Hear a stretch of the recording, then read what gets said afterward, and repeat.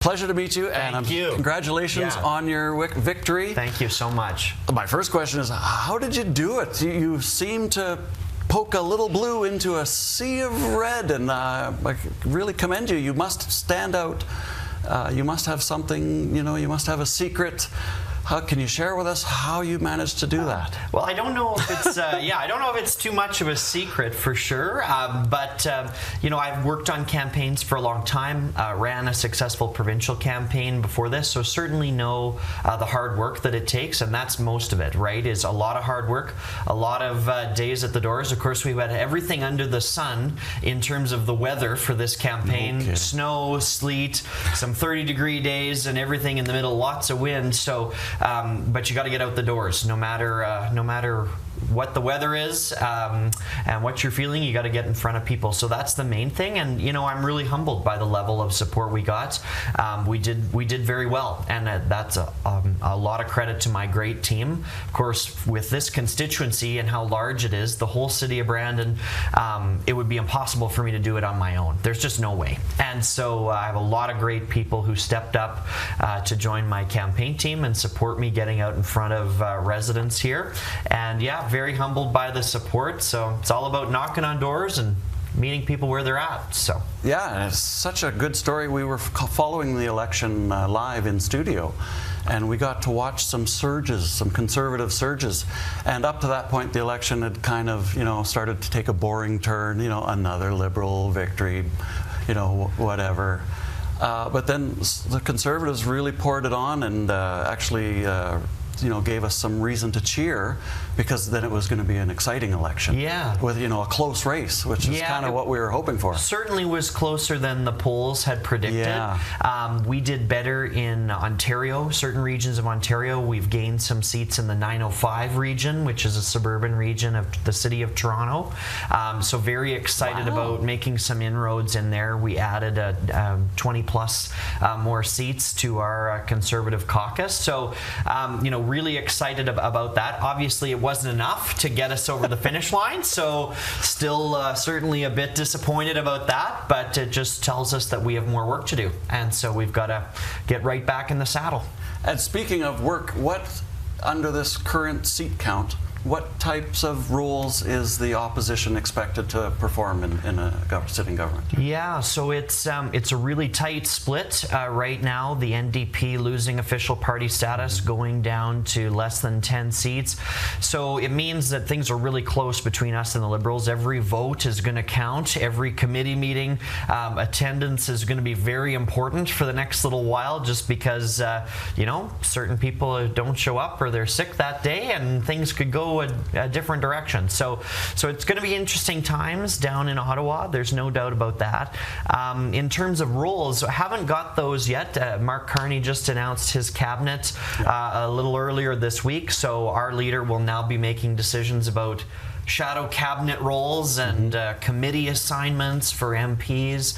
So very much looking forward to finding out what the leadership team where they think my skills can help our team best, and also represent this great constituency and the issues in different sectors that matter to it. So I'm waiting with bated breath to find out what committees I'll be serving on. And are the other MPs from the Conservative Party, do they, I don't know if it's appropriate to say, take you under your wing? Like when you're a new MP, what is your world like? It's drinking from a fire hose, for sure. It was helpful that I did work in Parliament, so I know at least the buildings and where things are, but so much to learn in terms of the operations of the role now. And so yes, both Brandon Leslie, the new MP for Portage Lisgar, Dan Mazur to the north of us here, as our two neighboring MPs, have taken me under their wing for sure. Two new Conservative MPs from Manitoba, myself and Colin Reynolds from Elmwood Transcona. And so, we're the newbies on the block, and so these the more experienced Conservative MPs have taken us under their wing these first 2 weeks here, which has been very helpful to sort of learn the ropes and the who's who and the players on the board down there. So they're great guys, and I'm lucky to serve with them. So much fun, it's new and exciting, right? Yes. It's got to be. Yeah. And I'm getting a sense from your words and also from your Facebook feed that the travel schedule is probably pretty unbelievable. Going Ottawa, Brandon, and all points in between. What is your schedule like? Yeah, so I mean, this has been fairly unprecedented how quickly Prime Minister Carney has decided to call the House of Commons back. Yeah. Normally, I've learned that normally there's about 2 to 3 months from an election to the House coming back. We have just 3.5 weeks from the election on April 28th to May 26th. So the orientation schedules have been crammed in. Swearing in ceremony, mine will be next Thursday, May 22nd. So that's when I guess they make it official, and then we'll be into the chamber just the following Monday. So things are pretty hectic, pretty busy, but learning lots and doing our best to get my offices up and operational, get folks' email addresses, phone lines, etc. Build your Rolodex. Yeah, exactly. So that, constituents, if they have issues, they know where to go, right? And they can get a hold of us. And so that's been my main push, and we're getting very close now. So I know some people have been wondering, where our office is going to be and that type of thing. So we're keeping the same office that Larry had, 658 10th Street here in Brandon. So folks will be able to find us there, and we'll be operational in just a few days. Right on, and there'll be biscuits and coffee? There should be there. Absolutely. Coffee, tea, yeah, you bet. Excellent. Stop by anytime. Well, that's a great invite, and I like that you're maintaining your connection with your electorate. That's very good to see. Thank you. Yeah. And I think you're going to have a real good, is it called a term? That's right. Yeah, elected to a term. So we'll see how long this Parliament lasts with a minority. You're never quite sure. Yeah. It could be. Any alliances forming? Yeah, not that I've seen. No. In fact, our team is committed to getting right back to the doors and trying to get us over the finish line and prove to Canadians that we are ready to be a common sense conservative government. And I know the Prime Minister Carney has said he won't be forming any coalitions with the NDP. So we're going to see how this goes with no coalitions. It's going to be an interesting couple of weeks. I'll believe it when I see it. Well, there we go. Yeah, exactly right. All right, well, we should talk about something that's topical. And I was just reading the news today, and pipelines are back in the news. They are. Everybody, well, maybe they never left the news, but the one thing I was curious about is there seems to be a big push to get pipelines built. And I imagine there's pipelines to the East Coast, to the West Coast, and maybe even south as well, that in a perfect world, that people would like. What's holding pipelines back, and why do we need them? Yeah, well, so we've got a few that go south, and I think that's part of the problem is we only have ones that go to the south. And so our resource sector, our oil and gas sector, is sort of tied up, only being able to sell to one market through pipeline network. So we'd like to give it other options. We've got refineries in Canada that are already built and operating, and they're in Eastern Canada. And so we're importing oil from countries that don't have ethical standards nearly the way Canada does in terms of environmental conditions or labor force conditions, and yet we can't get so we're selling our oil at a discount to the Americans. So that's a bit of a problem, and so we see that as pretty critical to maybe put Canadian natural resource products into Canadian refineries and protect Canadian industry. The pipelines are back in the news. The Liberals campaigned on building an energy corridor. To us, and most Canadians, I think that meant all types of energy would be on that corridor. And now, since their cabinet swearing in, you've had two ministers, Minister Guilbeault and now Minister LeBlanc, come out and say, no, yes, we want to build an energy corridor, but not with oil and gas. Just other types of energy are going to be in the energy corridor. So we're not really sure what that means, and are disappointed that they weren't a little more clear with Canadians about that during the election. It means their friends are working on green energy projects. I guess so. Yeah. We all know what they've that all means. started to work on it already. It didn't take them long to change their tune. So, now a crazy idea that I can't get out of my head is, why do we need pipelines when, as you said, we're pipelining to refineries? Why not bring the refineries to the source and skip the middleman? Is that even a workable option? Well, it may have to be. I think it would be a more expensive option because once you have the product refined, it's still landlocked if you've built a refinery in Alberta. And so whereas when they're in New Brunswick, where they are now, or in Vancouver even, there is talk about a liquid natural gas facility potentially at the Port of Churchill. Then it's much cheaper to ship these refined goods when they're refined next to a water source. So, you know, it may come a day when we have no other choice but to build facilities in Alberta, but I think it will always be more cost effective to get the natural product or the unrefined product to a facility that already exists and doesn't need to be built from scratch, that's on a water source, or at least build the refineries where they have access to tidewaters, so that we can not just have those refined products for Canadians, but sell them into the global economy. So we know people around the world are hungry for Canada's natural resources. Well, and you know, we were talking about alliances, and especially NDP alliances, and since the NDP are doing major initiatives in Churchill to try and build up the port, yes. I like that you identified them as a possible route path for export for our energy. I think it would be great for all of Manitoba if the Port of Churchill was more utilized. And so the previous provincial government with the federal government had made some investments into the rail line to upgrade that. Now the new NDP government is making some upgrades, as you mentioned, to the port itself. And so if we could get an energy corridor that includes natural resources like oil and gas from northern Alberta through northern Saskatchewan through northern Manitoba to the Hudson's Bay. Listen, that's great. It's great for the Canadian economy. It's great for Western Canada, and it's great for Manitoba that those facilities are located here, which means they're taxed here, which means that revenue comes back into Manitoba's economy to fuel better services here. Well, so be better than that. Yeah, I think there's a lot of opportunity there, and so certainly we'll be advocating for that when I'm in Ottawa. Absolutely. No doubt. Now, the only thing I would add to that is if you could refine at the source, then you enable rail and road transportation, which is not really available to crude. You know, the raw product. Does that help get product to Churchill? You mentioned the rail upgrades and things like that, because I can't see environmentally a refinery maybe not in Churchill being the best ecological choice. No. Yeah, I mean, but where you're already extracting, you've already got your environmental permits. So adding a refinery to that seems to make more sense. But I don't, you know, I have a small awareness. I'd like to see what you think of it. I think that there is opportunity through rail. I think that unfortunately transporting that by truck great distances from Alberta all the way to Churchill, for example. Well, you can't actually drive there. Not with the truck. Not with the truck. But I think there are opportunities for rail, absolutely. And so if there was a company that was interested in setting up that type of a facility in Alberta, close to the source, as you say, then I would sincerely hope they would consider the Hudson's Bay Rail Line and the Port of Churchill to get that product to Europe.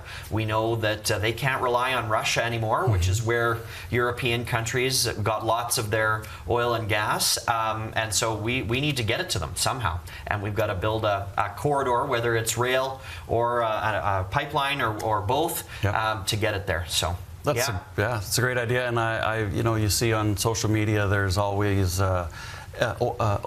crude oil reserves, and they show you the countries stacked up, and then you know, I always watch to see where Canada fits in there, but I have to watch darn near to the end because we got so much oil here, and it's all just sitting there waiting to be used. Yeah, it sure is. And you know, we refine it better for the environment than almost any other country. We have very high labor standards, as you know, minimum wage, on and on. And so we're doing this better than anyone else. You know, we know specifically with our natural gas products, if we are selling it to other countries, it would actually offset carbon emissions and reduce them if we could get it to markets, because then they would stop burning coal. You know, so many countries are still burning coal or home heating oil, even in Eastern Canada. If we could get natural gas out to them, get them off home heating oil, which is much worse for emissions, this would be positive things for the global emissions environment. So there's definitely opportunity there. We'll see whether the new federal government decides to take us up on some of those opportunities, but we are certainly blessed with what's under the ground in this country. Absolutely. Well, I'm glad we have a direct connection, because in your new role in opposition, your job is basically to criticize the Liberal government, And I'm glad that we can be a platform to allow you to do what you were meant to do. Well, thank you. Yeah, no, really glad to be here. And yeah, I try to do the job of opposition, not just criticism and negativity all the time, but also have a positive alternative to what you want to do. I know people are tired of the negativity in politics, so tried to run a very positive campaign locally for what I could control, and certainly want to continue that positivity forward. We've got a lot of potential here in the Wheat City and in Westman, and so I think we need to start talking positively and get to work. Yeah, there's lots to do, and what a better place to do it. Yeah, exactly right. I love Brandon. I'm new to Brandon, but it's really kind of captured my heart. Yeah, it's a great place. Yeah, absolutely. A real pleasure to represent it. And one of the other things I wanted to add to your, you know, there's hierarchies of pollution, right? And natural gas is probably one of the least polluting of all of the carbons. But a lot of people probably don't know that wood and coal are the absolute worst for polluting. So when you mentioned getting off coal, that resonated with me, because everything we can do to limit our use of coal, and if we can move that up to natural gas, it's a net win for the environment. Yeah, that's right. Yeah, absolutely. And that is part of the Paris Climate Agreement, is that countries that are natural gas producing, if they sell that natural gas to get other countries off of worse substances like coal, they can count that towards their own carbon emissions reductions as well. That was a clause that was built into the Paris Agreement. So, you know, there is a framework internationally to incentivize countries to do this work. We just got to get the infrastructure done to make it happen. So hopefully we see some movement on that, and that should be good for Western Manitoba. We've got a great oil and gas sector here, lots of jobs, very important to the region and the local economy, and I'm very privileged to be I think I represent the entirety of Manitoba's oil and gas sector in Brandon-Souris constituency, so very proud to represent that great industry in Parliament on behalf of Manitoba. Absolutely, we need good representation, that's for sure. It's such a wonderful pleasure to talk to, but we should try and change the subject, I think. Let's talk about what a sitting opposition MP can do in this new government that we have. And what I wanted to maybe talk about with you was an idea, a crazy idea. Let's call it a crazy idea. If somebody such as yourself wanted to do something like provide, you know, income tax relief for family farms, let's say, you know, what mechanisms are available to say get an idea like that off the ground? Yeah. So private members' bills, I mean, first of all, members of Parliament have the opportunity to raise questions, and then these types of things deliver statements in the House. So any idea like that I could raise in a statement or a question and ask the government if they're considering policy changes to address some of these challenges. The taxation of family farms being one that I know many are struggling with right now. But more comprehensively than that, there are private members' bills that opposition MPs can introduce that you then have to go and canvass for support from your own party and also members of the other parties to get enough votes for them to pass. And so that works on a lottery system because there are 343 members of Parliament now. So if we all introduced a bill every other day, it would be totally unmanageable. And so there's a lottery system for MPs, and when they get to introduce their bills is scheduled that way. So we'll see, I guess, whether I win the lottery in my first couple of weeks in Parliament or not, but certainly that would be the process, and then you could take a bill forward, and if you manage to get it through the House of Commons, then of course it goes over to our friends in the Senate, and they have to consider it as well and pass it before it becomes the law of the land. So I guess the trick is to make the bill so appealing that nobody would dare vote against it. Yes, yeah.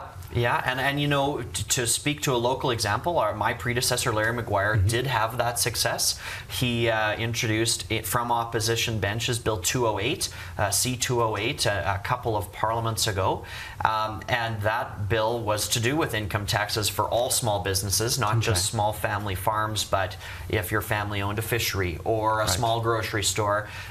Previously, you had been taxed at a higher rate if you wanted to pass that business down to your children than you would have been if you sold it to strangers.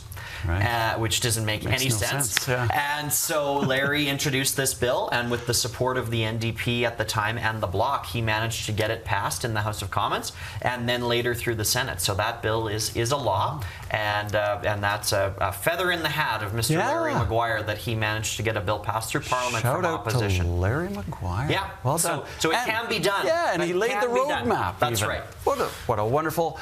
Would a certain amount of public support be required? Like, I don't know if the lottery is purely random or if public support can influence the likelihood. Well, I would say the lottery is completely random. But if I have a really great idea, or my constituents have a really great idea, and I take that forward to my team and say, I didn't win the lottery, but somebody else did, and they maybe don't have as great of an idea, I can present my idea to the team, and they may scoop it from me, but in a good way, because at least it gets to the floor of the House of Commons sooner before waiting for my lottery ticket to come up who knows how long from now. So absolutely public support matters, and I can take all that feedback with me to Ottawa alongside the idea, and hopefully if I don't win the lottery, one of my colleagues does, and maybe they would be interested in taking it forward on behalf of all Canadians. So public feedback's good, absolutely. Well, you heard it here.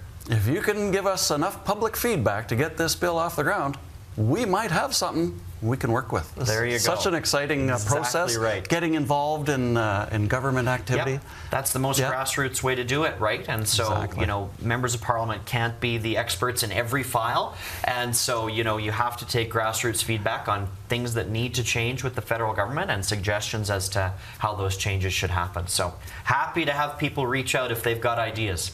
That's so wonderful, and I mean, how can you not support family farms? Yes. What politician would dare go against a family farm? That's right. It's the backbone of the country. That's right. And it's where we got our start. Absolutely. Yeah, I love it. So important. Well, we are a little bit close to the end of our time together, but I'd like to give you an opportunity to share with us whatever is on your mind. Yeah. Well, it's certainly been a whirlwind, but I'm just so grateful for the opportunity.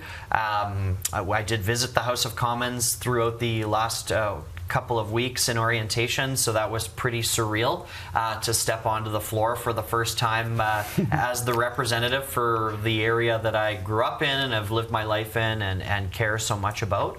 So pretty humbling, and so there's a lot on my mind, I guess, but because there's so much to do. There's so much positive to do. We know there's a lot of challenges in the country that need to be addressed as well. So we're glad to see Mr. Carney bringing the House back so quickly, because we don't have a whole lot of time to waste. People are struggling right now, and communities are struggling. So we need to get on the floor and start debating some solutions to those challenges. So just can't wait for May 26th. It's coming fast, and want to appreciate everybody for the support, and just remind them to please reach out anytime if you ever need anything. As I said, the office on 10th Street should be up and running in the next couple of weeks, and we very much look forward to helping you in any way we can. Such good words. But we should talk about carbon tax. Okay. What's happening? There's big changes coming. I'm a little confused. I'm hoping we can get the inside scoop on where we're going with the carbon tax. I know we lowered the rate, but is it just being disguised as a different tax or a levy, or what is the Liberal plan? Well, for the carbon tax. Yeah, so the legislation that created the carbon tax still exists. The bill has never been repealed. So Mr. Carney, kind of attempted to do the Trump thing and sign an executive order. I saw that, which those don't exist in Canada. So he used a cabinet directive to order the department to stop collecting the carbon tax, even though it's still in effect by law. On the books, yeah. On the books, but so the department is just ordered to stop collecting it. So and that's the consumer carbon tax. The industrial carbon tax, of course, is still in full effect. Play, the consumer carbon tax. So technically, Is it being charged to you right now? No. But is it still in effect in the law of the country? Yes, it is. And just as quickly as he signed his executive order, could it come back under a new name or a new form? Absolutely, because the legislative framework is still in effect, in force. So it would be very easy for another cabinet meeting and the stroke of a pen to bring that back onto Canadian grocery bills, home heating bills, and fuel to put in your car. So we want to see it gone. We want to see the legislation gone. I'm sure we will have legislation coming forward on that likely, but we have not seen any indication from Mr. Carney that he plans to be removing that bill anytime soon. I think you might be onto something. I think they want to have the ability to, just see how much the Canadian public will tolerate. I think. And then maybe just give it a little bit see more. If they're going to pay attention, right? Exactly. If we're going to catch it. It may be packaged with a new name that doesn't say tax or carbon even in it, and see if they can squeeze it through that way. So we'll be watching very closely to make sure that there's no backdoor carbon taxes coming onto the backs of Canadians. And we have you as a direct line in case the Liberals try to sneak a carbon tax in and call it something else. Yep. So I'm very pleased about right. that. That's very good news. Thank you. Yeah, well, we're going to try to do the job to the best of my ability. Absolutely. Wonderful. Final thoughts. I think we should probably talk about what is planned if we just talked about your riding, are there any projects or special events that you want to give a shout out to? Yeah. There's so many events across the constituency, hard to pick just a few, but I certainly, my calendar on the weekends in June is already full, sometimes 3 or 4 events a day.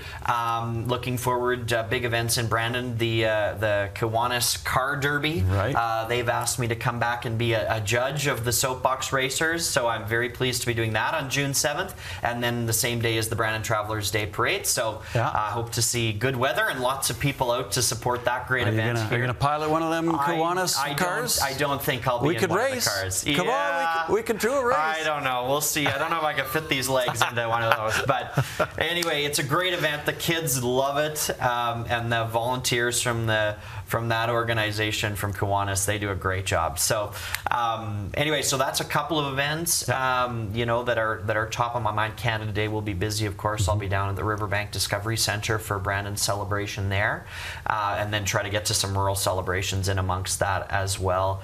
But yeah, it's going to be a busy summer. I have no doubt. Try to get to as many fairs and parades and rodeos as I can. WCG-TV will be at the Kiwanis Car Derby. Oh, great. So make sure you stop by and say hi so we can get a comment. Yes. And, and Canada Day, I will extend the same invitation for Canada Day. We always have cameras there as well. At the Riverbank. Great. Yeah, so feel free to come by and say hi. And, but under that note, it's actually time to say goodbye. Okay. I know, it's so sad. It goes fast. It was so fun. I'm so glad you came to see us. I'd like to shake your hand again. You bet. And thank you for, this was wonderful. Yeah. I really appreciate it. Thank you so much for having me.